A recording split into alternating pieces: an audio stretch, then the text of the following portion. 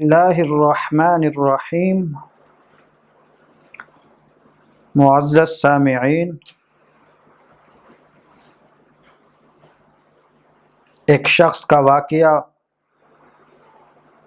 بیان کرنا چاہتا ہوں۔ مؤذن کی بے حرمتی کرنے والے شخص کا واقعہ۔ وہ یہ کہ ایک شخص تھا، میرے رب نے اس کو مال سے دنیا سے نوازا تھا۔ جب بھی مؤذن صبح کی اذان دیتا تو اس صاحب کو غصہ آتا کہ یہ ہماری نیند خراب کرتا ہے، ہم سوئے ہوتے ہیں، اس کی آواز کی وجہ سے جاگ جاتے ہیں۔ چنانچہ ایک دن مؤذن اذان دے رہے تھے، وہ شخص آئے اور مؤذن کو تھپڑ مارا کہ تیری وجہ سے میری نیند خراب ہوتی ہے۔ چونکہ ظلم پر پکڑ ہوئے، اس لیے چند دنوں بعد وہ شخص فالج کی بیماری میں مبتلا ہوئے، جسم بیکار ہو گیا۔ تو بیوی خدمت کرتی، بچے خدمت کرتے، اور ان کی طبیعت میں وہی چیزیں تھیں جو پہلے تھی۔ حالانکہ انسان کسی کا محتاج ہو تو اس کے ساتھ پھر اس انداز سے وقت گزارتا ہے تاکہ اونچ نیچ نہ ہو سکے۔ تو بیوی سے، بچوں سے کوئی کام غلط ہو جاتا تو یہ بے عزتی کرتا، غصے کرتا، تو بیوی بچوں نے باہر پھینک دیا۔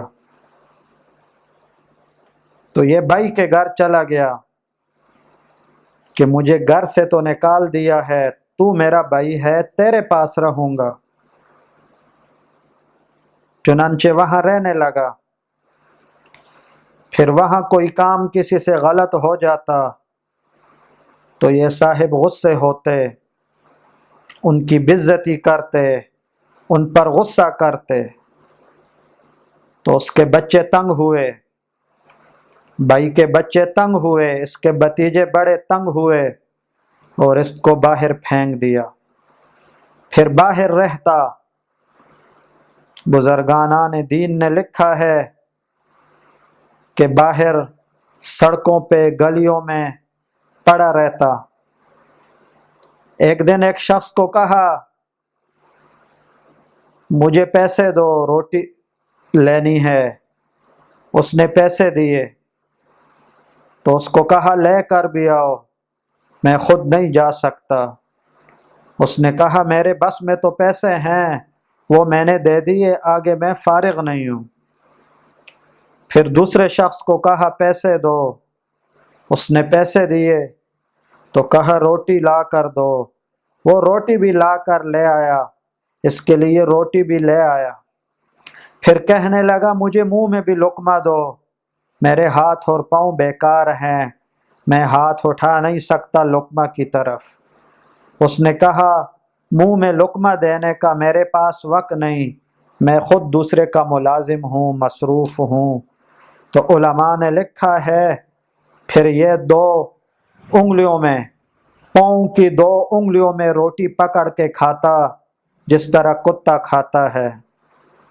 اس حالت پر اس لیے آیا کہ اللہ کے مبارک نام لینے والے اور مؤذن کی اس نے بے عزتی کی تھی، اس کو تکلیف دی تھی، اس لیے اللہ جل جلالہ نے اس کو عذاب میں مبتلا فرمایا۔